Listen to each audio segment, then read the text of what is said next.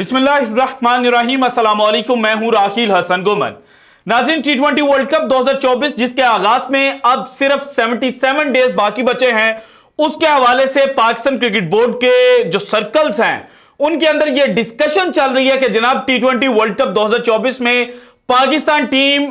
किन खिलाड़ियों पर मुश्तमिल होगी। और पाकिस्तान सुपर लीग सीजन 9 के अंदर जो बॉलर्स हैं उनकी खास तौर पर परफॉर्मेंस को जांचा जा रहा है और उसको देखा जा रहा है और उसको एनालाइज किया जा रहा है कि जनाब किस खिलाड़ी को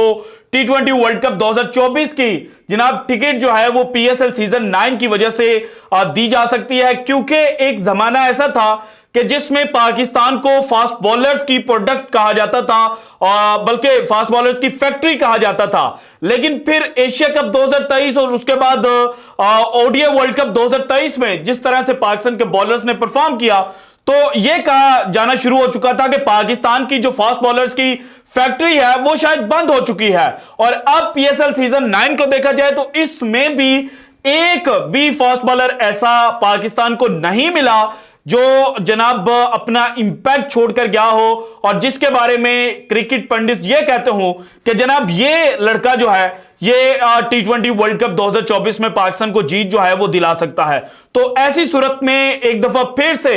जो जनाब पाकिस्तान क्रिकेट के पंडित हैं उन्होंने माजी के जो बड़े स्टार्स हैं उनकी जानिब देखना शुरू कर दिया है। इमाद वसीम के हवाले से ये डिस्कशंस चल रही थी जनाब पाकिस्तान क्रिकेट के सर्कल्स के अंदर कि इमाद वसीम को शायद जनाब रिटायरमेंट वापस ले लेनी चाहिए। और फिर सोने पर सुहागा ये हुआ कि इमाद वसीम साहब जो हैं उन्होंने इनडायरेक्टली एक स्टेटमेंट दी है जिसमें उन्होंने ये कहा है कि जनाब अगर पाकिस्तान को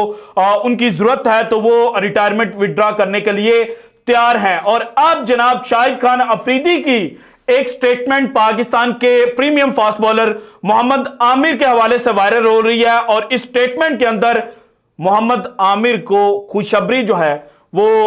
शाहिद खान अफरीदी ने सुनाई है। सो वो खुशखबरी क्या है ये डिटेल्स आज की वीडियो में मैंने आपके साथ शेयर करनी है। लेकिन उससे पहले जो सबसे ज्यादा डिस्कशन करने वाली चीज है वो है जनाब वकार यूनुस की मोहम्मद आमिर के लिए स्टेटमेंट। और वकार यूनुस को भी छोड़कर जनाब रमीज राजा की मोहम्मद आमिर को लेकर स्टेटमेंट। माजी में जब मोहम्मद आमिर ने रिटायरमेंट अनाउंस की थी तो उस वक्त जो 3 लोग कटहरे के अंदर खड़े हुए थे और जिन 3 लोगों के हवाले से यह कहा गया कि इन्होंने मोहम्मद आमिर को फोर्स किया है रिटायरमेंट लेने पर, उसमें एक पाकिस्तान क्रिकेट टीम के साबिक कप्तान, सेलेक्टर और जनाब चीफ कोच मिसबाह हक का नाम सामने आया। देन जनाब वकार यूनुस जो ओडीआई वर्ल्ड कप 2019 के बाद पाकिस्तान के बॉलिंग कंसल्टेंट के तौर पर सामने आए थे। And then Pakistan cricket board के साबिक चेयरमैन रमीज राजा साहब। इन 3 जो साबिक खिलाड़ी हैं इनके हवाले से यह कहा गया कि इन्होंने जनाब मोहम्मद आमिर को फोर्स किया है और मोहम्मद आमिर को मेंटली जनाब इन्होंने प्रेशराइज करके रखा हुआ था। और जब मोहम्मद आमिर ने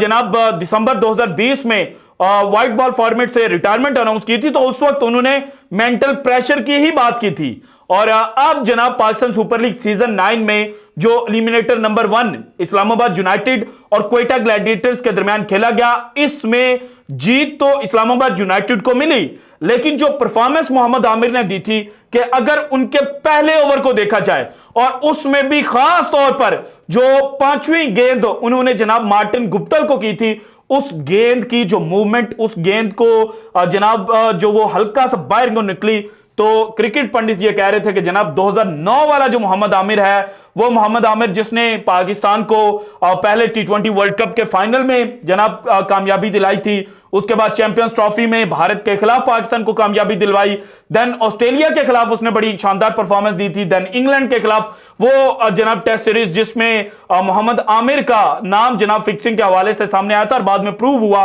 कि फिक्सिंग जो है वो की गई थी। उस सीरीज में भी मोहम्मद आमिर ने जो इंग्लिश बैट्समैन थे उनको तिगनी का नाच नचा कर रखा हुआ था। और कल जब मार्टिन गुप्टिल को पहले ओवर के अंदर मोहम्मद आमिर ने तिगनी का नाच नचाया तो उस वक्त जनाब रमीज राजा साहब जो हैं वो कमेंट्री कर रहे थे और रमीज राजा साहब ने कहा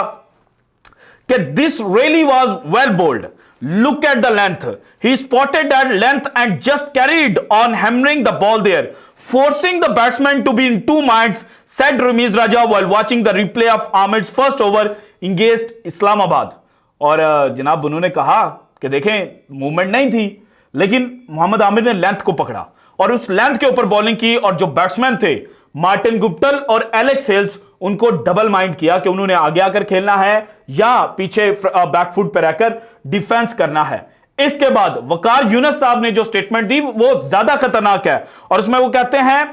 आई hope Shaheen Afridi is watching that because I think he needs to do that more often because early on if it यानी कि the ball isn't swinging just hit this length, Waqar Younis added. अब जनाब ये दोनों वो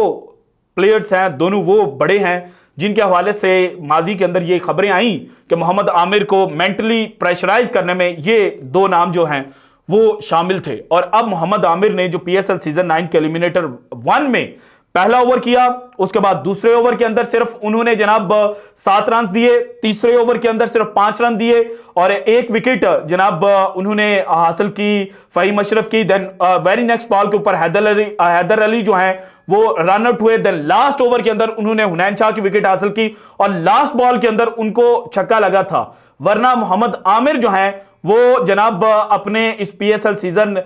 9 का जो एंड उनका एलिमिनेटर नंबर 1 चूंकि क्वेटा हारा तो मैच आखिरी साबित हुआ। इस आखिरी मैच में 4 ओवर्स करते 14 रन उनको लगता और सिर्फ 2 जनाब खिलाड़ी उन्होंने आउट किए होते। हालांकि ये जो विकेट्स कॉलम थी इसमें मजीद इजाफा हो सकता था अगर जनाब इब्रार जो है उनके हाथों से कैच ड्रॉप ना हुआ होता। तो जो परफॉर्मेंस मोहम्मद आमिर ने दी है उस परफॉर्मेंस के बाद जनाब शाहिद खान अफरीदी साहब चूंकि अपना एक्सपर्ट ओपिनियन देते हैं तो उन्होंने कहा कि Aamir can easily make his way into the lineup of the Pakistan team even today. आज अभी मोहम्मद आमिर पाकिस्तान क्रिकेट टीम की जो लाइनअप है, जो प्लेइंग 11 है, ये नहीं कि 15 मेंबर स्क्वाड बल्कि प्लेइंग 11 के अंदर जगह जो है वो हासिल कर सकते हैं। He falls in the category of Haris Rauf, Naseem Shah and Shaheen Shah Afridi. उन्होंने कहा कि ये जनाब शाहीन शाह अफरीदी, नसीम शाह और हारिस रऊफ की कैटेगरी में आते हैं। हालांकि कुछ जो क्रिकेट एक्सपर्ट्स हैं उनका यह मानना है कि मोहम्मद आमिर इन तीनों से बहुत ऊपर हैं। Then there is still cricket left in Amir and he should play for Pakistan. Mohammad Amir जो कि अभी सिर्फ 31-32 साल के हैं,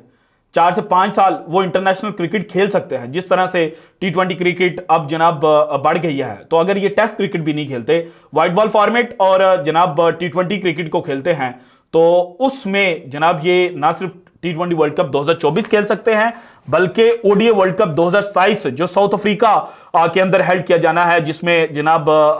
मजीद अफ्रीकन कंट्रीज भी इसको को होस्ट करेंगी, तो वहां पर जो सीमिंग कंडीशंस मिलेंगी, जो जनाब मोहम्मद आमिर को चाहिए उस तरह की कंडीशंस मिल सकते हैं और मोहम्मद आमिर वहां पर भी पाकिस्तान टीम को रिप्रेजेंट कर सकता है, क्योंकि इन्होंने कहा कि जनाब there is still cricket left in Amir and he should play for Pakistan. लेकिन अब ये आमिर के ऊपर डिपेंड करता है कि आमिर अपनी रिटायरमेंट वापस लेते हैं या नहीं, या फिर आमिर को ऐसी स्टेटमेंट दे जिस तरह की इमाद वसीम ने स्टेटमेंट दिया है कि अगर पाकिस्तान क्रिकेट को मेरी जरूरत है तो मैं जनाब हर वक्त हाजिर हूं, उसके बाद ही मोहम्मद आमिर को जनाब स्क्वाड का हिस्सा बनाया जा सकता है। So this is it from today's episode. अगर आपको वीडियो पसंद है तो लाइक कीजिएगा, ज्यादा से ज्यादा शेयर कीजिएगा, अपनी कीमती राय का इज़हार लाजमी कीजिएगा और अगर आपने अब तक चैनल को सब्सक्राइब नहीं किया तो कर दें। शुक्रिया, अल्लाह हाफिज।